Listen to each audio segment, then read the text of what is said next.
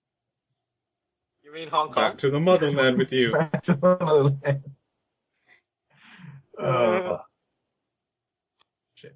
That's pretty much, I guess that's all I got to say. My review is maybe at 1.5.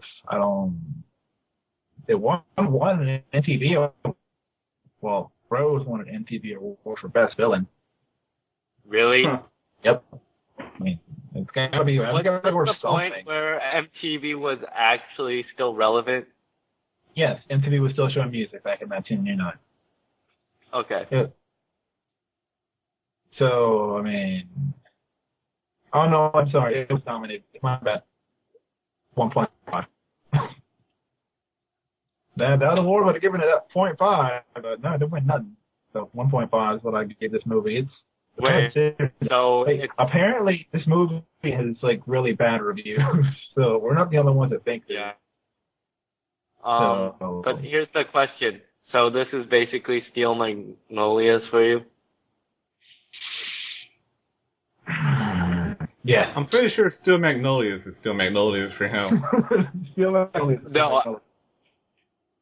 I meant more like... I'm pretty sure there are other movies just like this that did it better. This one Mean doesn't Girls? do it. No, I'm talking about like Carrie or Heathers. Oh.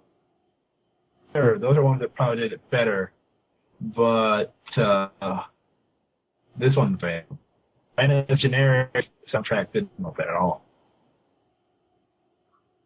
Yep. Time for All right. Time for the end.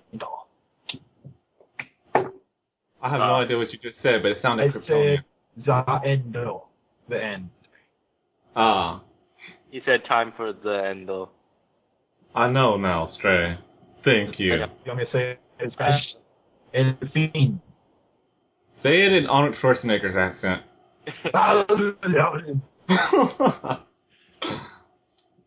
Well,